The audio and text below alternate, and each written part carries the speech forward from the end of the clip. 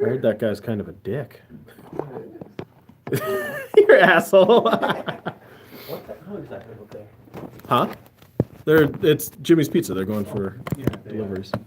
It was cardboard. Let's have a check, make sure the truck wasn't, I don't know what the crime rate is in the city. Not terrible. Okay, hold on. We're gonna fix this camera for a minute here. I need a piece of tape or one of these will do. Huh. You know it's cold out when you put your wig over your hoodie. That's beautiful. See, I heard that one. Oh, you did? Yeah, I did. So, is this enough to do this? Is it's gonna work? No. All right. Fudge. I don't know what we're gonna do here. Let's do 14 days, really? 14 days. What? Besides, by either being an archaeologist or grave robber, it's 14 days. Oh, it's 14 days. Hi everybody. Where did you get that number from? Well, 14. Hi everybody. How y'all doing? Welcome. Even though no one's watching, because who watches my YouTube channel anymore? Right? I mean, yeah, you haven't done anything for that for... So, there's an announcement that I made a little while ago, but I wasn't super specific about things. What's up, Doge? Doge is here. I don't know what Doge is. Doge Space. Yep. I do punk. Yeah. I don't know how I'm... Hey, look at that. Hey, I don't know how I did it, but it's doing it. Welcome to the pod. This is my new podcast studio. This is where we are going to, from now on, record our podcasts. Yeah, slat walls, dude. They're great. I got 2 walls of slats, and then we got our other stuff here. We've got a lot of work to do. Today was the first day we've had in here, and so we are just kind of getting stuff set up. We're waiting on some furniture. We're waiting on going to pick some more up. We've got a couple desks in being readied out for us here that we're going to use for our editing bays. It's just a small office suite, but it's big enough for us to get 3 big things done, and that is, right down here you can't really see, this half of the room from here forward is podcast audio only. And then there's some barriers we might grab that'll help enclose this space in a little bit. That half of the room, which it's a lot bigger than it looks, but it's because it's just a square room. This, against this wall here, and forward, this is going to be our recording area for video podcasts, hangout sessions, and other things. And then on that side of the room is where our editing bays are going to go. And then we have our recording bay over there behind where you can't see. But yeah, so super exciting stuff. And I figured we'd just stream a little bit while we're getting set up, because why not? It's just me and Vito here. He's over on the couch. We're just going to be goofing around. We've got a little bit more equipment on its way. We've got a whole lot of equipment still sitting in my house that needs to get sorted out and organized. But video game streaming stuff, yeah, we leveled up. Video game streaming, we'll be able to do right from here as well.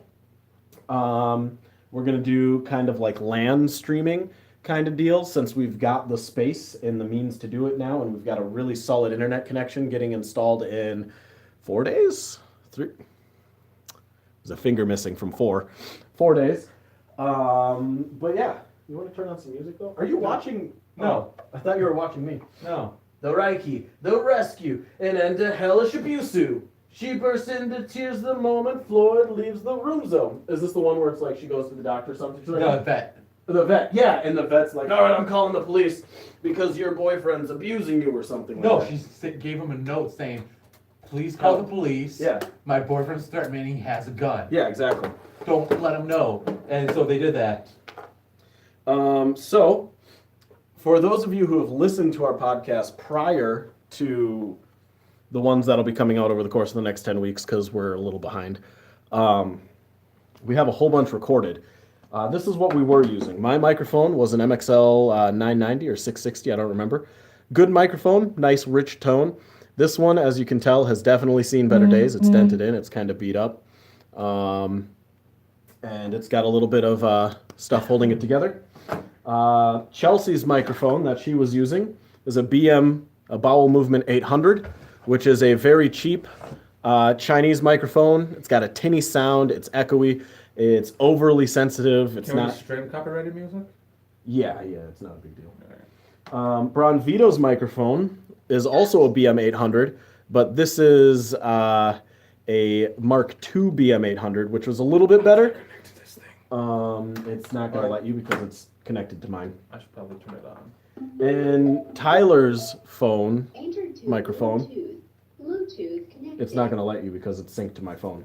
No, then turn your Bluetooth off. Oh, hold on, guys. Vito's being a demanding You're the little one who wanted pooper. music. He's being a pooper. Bluetooth canceled. All right. Is it the Zoe Tree S1? Yeah.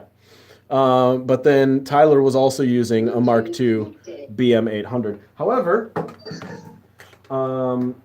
we've had a run of good luck. Now, I wanna mention two big things. Dollop or music? Music. Okay. I don't want. They're not watching my podcast. Listen to somebody else's podcast. You never know. This isn't your podcast. This is a stream. Yeah. Two really big points. One, the entire reason we're able to get this space is because of a really good friend of ours named. You know what? I'm not going to say her name because I don't know if she wants that out there. But we have a really good friend of ours. She basically said, I believe in you guys. I want to see if you can make this work. Here's money for a year of rent. And I went, oh. Well, So- at first it was no. Yeah, No. at first I was No. like, no. And I let her think on it for a week. And I was like, so if you're still down with that, we can actually discuss things. She may have had a couple drinks Yeah. during that night. Now, replacing our old microphones, which are an assorted bunch, obviously, we have a nice, warm, rich tone. We have a tinny junk microphone. And then we've got two kind of okay, echoey, tinny microphones without very good frequency response. Is four AT22020s. So we've got, there's two more over in that bag. These microphones are absolutely wonderful. They have a nice rich tone to them. Does it They have a very- not keep It doesn't update update? for who's watching for some reason. Oh, all right. These are a beautiful side address cardioid condenser microphone. They're awesome. They're a pretty, I don't want to say like industry standard for like streaming and stuff, but at around like 79 used to 150 new, these microphones are very, very awesome for the price point that they come in at. These microphones were purchased used because I am frugal with basically everything I do. So everything I do is as used and frugally responsible as possible. If it's going to be in good quality, I'll buy it used. I don't care. I don't need the newest, hottest, fashionist, new, nobody else has this thing. Why not? That's how cool people do it. But four of Yeah, them. phone and garbage for the time being. Hey, there's garbage for the time being. I don't have another stand for this one. I have to get one online. Well, I guess we'll put it on the desk But over here, let me there. see this. Illuminating our stage and our table area, we have three GVMs, GVM LED 480 light panels. They look kind of weird because they just are. Basically, this is an $80 Chinese unit from GVN, competing with Neewer, which is a Taiwanese light brand, which is competing with your mainstream light panels from, whatever, Toda, Lowell, whatever you're getting them from. The difference being, if I wanted, say, like a Lowell LED light, I'd be paying like $500 to $800 for a 480 panel. If I want a newer 480, I'll be paying like $100. And if I want GVM, I'd be paying about $70. Now, what's the difference in them? Honestly, the GVM panels so far are far superior to any other LED panel I've ever used. Including like the expensive like $1,000 LED panels I used in film school.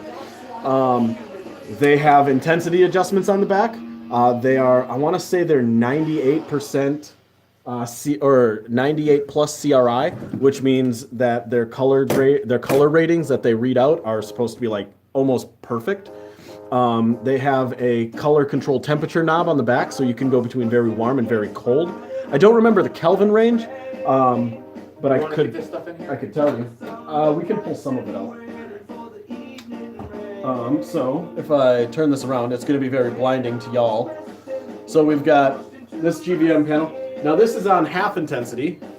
This is full intensity. Now, you're not going to get the full blast of what's happening here because my phone auto-corrects for exposure, so it's going to be dimming it down. Like even if I do this, you'll notice that the background in here all got brighter, and I did this, and the background gets darker, and the light kind of evens out. But so that's not a good way to tell. I'll actually do an advanced review of these in the future. However, you can go from 2300 Kelvin, breaking yourself into, and you go by 100 Kelvin intervals.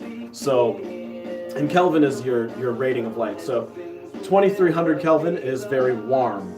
This is like a like a evening sun.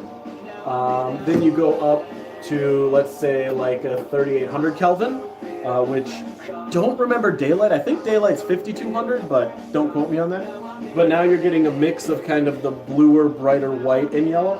Then you can bump up, so now we're at like 5300 Kelvin, and I want to say that this is around daylight, but once again, don't quote me. And then we can go way past it. We can go into 6800 Kelvin, which is a very white, very blue, very cool, cold light. So we've got 2300 Kelvin all the way over to 6800 Kelvin with 97 or 98 CRI plus, and worth noting that your dimmer on the back is 10% to 100% in increments of 1%. So you can't go all the way off. I kind of wish we could go below 10%, but LEDs need a minimal amount of electricity to run, and below that, you probably need to do some changes on here, and then that would make the unit more expensive, yada, yada, yada. However, very awesome light panels. It's got a diffuser on it. This unit here, this is a flood, so we don't have any barn doors on it, but I have a set. This one has barn doors on it with the diffuser plate. However, this has a close range diffuser plate. If you look at this one's got longer bracketing on here, just because this is a wider one, so I want it really diffused. This is going to be more of like a spot. And so while I want it diffused, I don't want it like just all over the place. Wow, here's a song. I'm just your problem. This is my recommended for the week. This is Adventure Time.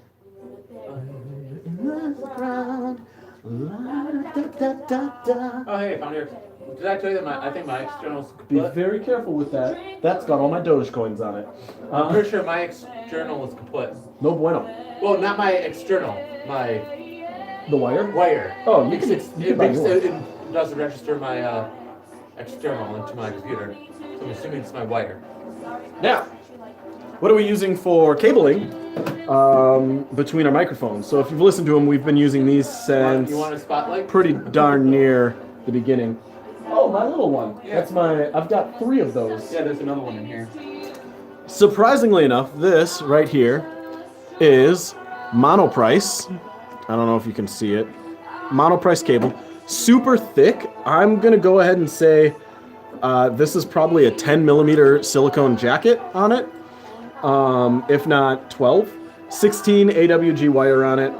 Absolutely amazing balanced cables. I think these are 15 or 25 feet each, and we picked them up for like $7 a piece off Monoprice. They are amazing. They are better than some of the professional XLR cables I had way back in the day. If you need cheap XLR cables, Monoprice. Also, Amazon Basics are really good. I don't know why. I don't know if that quality extends over every cable you'll buy, because I don't know what their quality control is like, but every Amazon Basics cable I've got, it's a thinner jacket than these Monoprice ones. Oh, hey, want to show them what we started recording on? Yeah. It's thinner than the Monoprice ones. I think it's probably like a 7 millimeter or 8 millimeter, but frickin' primo. So if you've heard our earliest episodes, First 5, I would say? I don't know if it was the first 5. It might have been the first 5. We didn't have microphones. We didn't have XLRs or anything. We had A Tascam DR40. Piece of shit. Not really. No. Never, ever, ever use one of these for more than like maybe lecture notes. I originally bought this for mounting on top of a DSLR, running XLRs into a shotgun mic and using, or even just something simple that you can clip on your shirt and run a boom while you have it right next to you, or like if you've ever seen those bands that you can put on your arm, so you can be watching it while you're booming, because it's super lightweight. It probably weighs less than a half a pound, if that.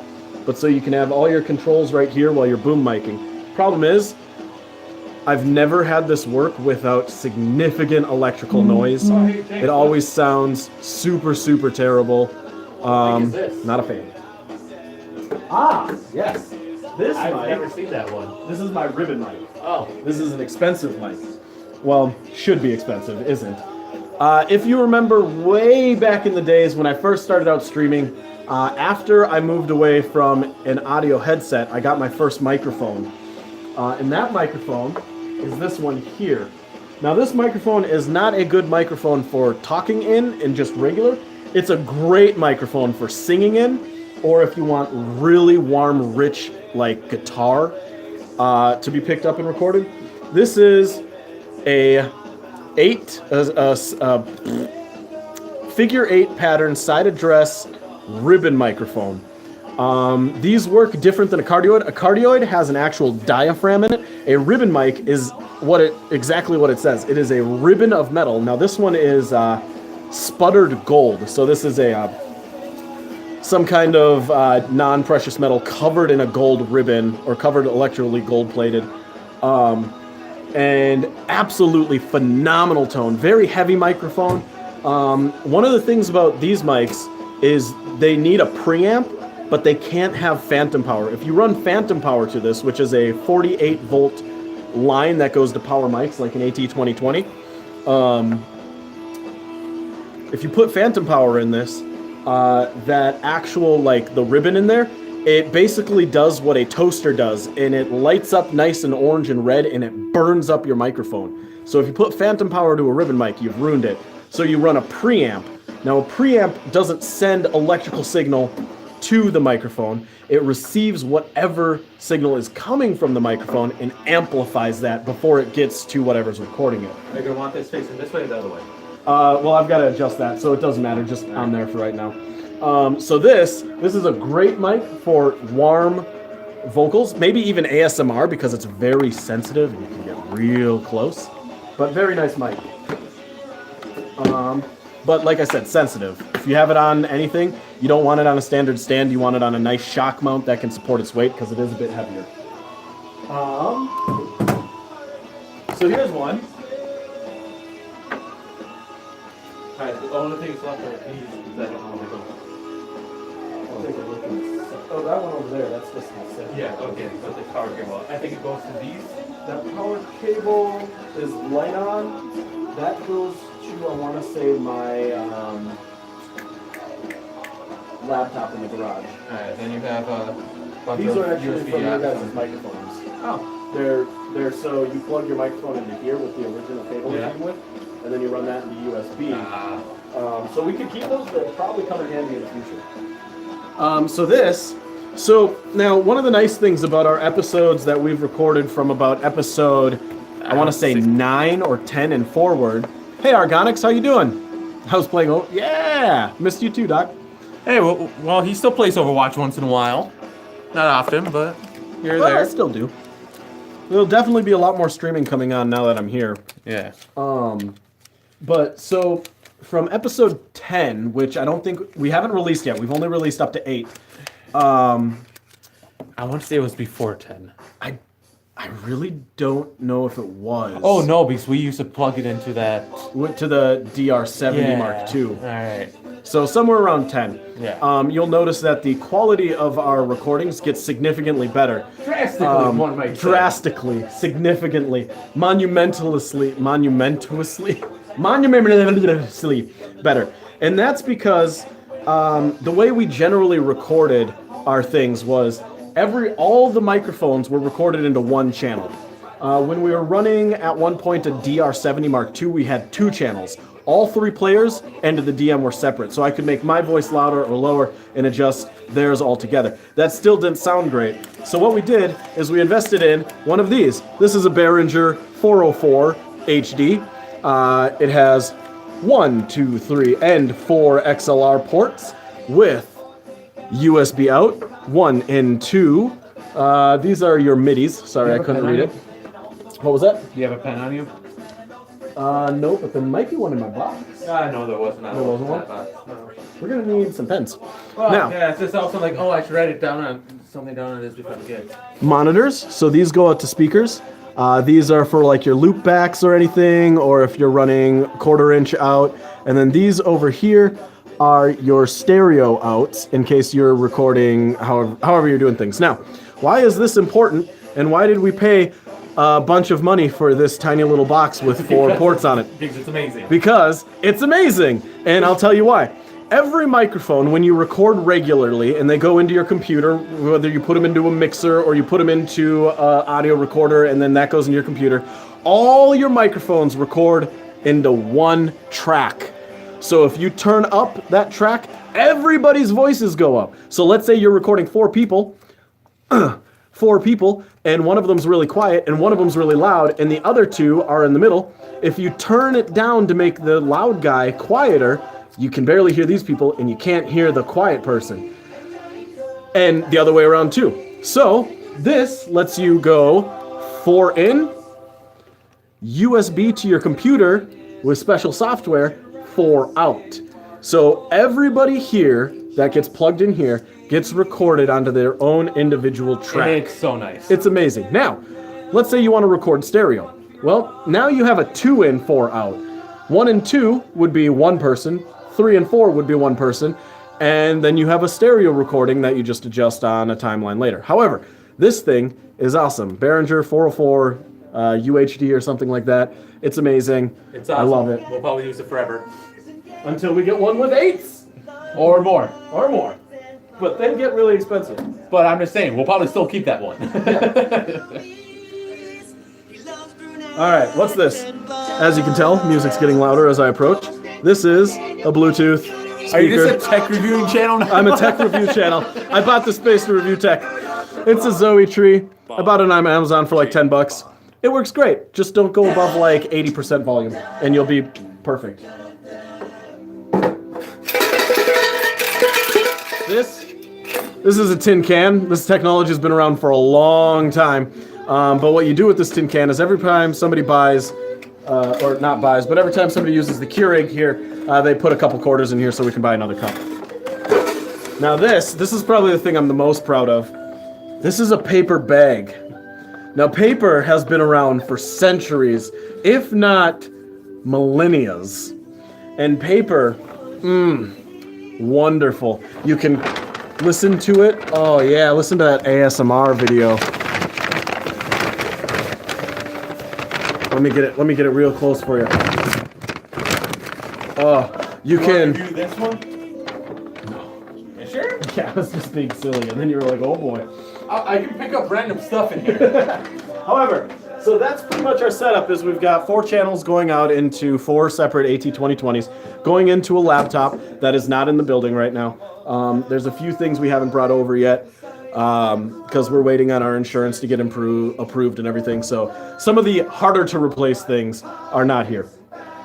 However, I don't think we have too much of a worry because nobody knows where this location is. It's very, very, very secretive, very sneaky, very secretive. And let's just say maybe there's a few feet of dirt above us and y'all ain't finding us. Suck my cojones. However, eventually you will find us because, and here's the big announcement that we didn't announce before. So we have this space. Wait. Dramatic. Now say it. Don't want music over it. Once we are all set up and ready to go, we will be renting out this space to local small artists or people who want to give their shot at podcasting. We will come in, we will help them do a mix down, just a basic mix down. We'll set them up and we'll give them a half hour to an hour, however long they want. They pay by the half hour and then they get the raw files on MP3 right to them. And hopefully we will gain enough traction in the area to be able to stay in business past like 10 months. And if we do, awesome. But yeah, so basically I was thinking about like, we need a studio, great, but we don't make any money off podcasting yet. We're not big enough. How do we monetize it to the point where we can just stay having the space to do it? Because otherwise we've been recording in my garage. We've been recording in a car. We've been recording in my basement. All three of those places have significant disadvantages that sucked. Yeah, tell me about it. And it's just really nice to have a place where we're not freezing. That's nice. It's heated in here. We have slatted walls on two of the walls, which are really good sound absorbers. This wall, we're going to have some sound foaming on with that wall and that wall over there and this wall eventually. But so I was like, well, if somebody wants to try podcasting out, they're not just going to drop $1,000+ to see if they can make it work. Let's make a studio that they can come in and they, we'll have 4 to however many mics they want, but past 4. It's a little hard to do. Yeah. But let's let them rent it out, try it out, see if they have a feel for it, and maybe we'll have return customers who just don't want to invest, but they want to keep recording their silliness, or voiceovers, or whatever else. Because you see a TV right there? That's getting mounted on that wall. We're going to have a little recording booth. We've got our editing stuff that's going to go on this wall. And over here is going to be all video casting and stuff. So that means there's a new cast coming eventually. There is a new cast coming in. In addition, now here's some other big news. We're doing a multi-camera setup. We're going to start with 3 cameras to see if we can make it work. Now, a video mixer, which is buttons and a thing and stuff, which would be the ideal way so we can switch between videos, close-ups, etc., would be the ideal way. However, a video mixer, the cheapest one we could find that would work with up to 4 cameras is $995. No!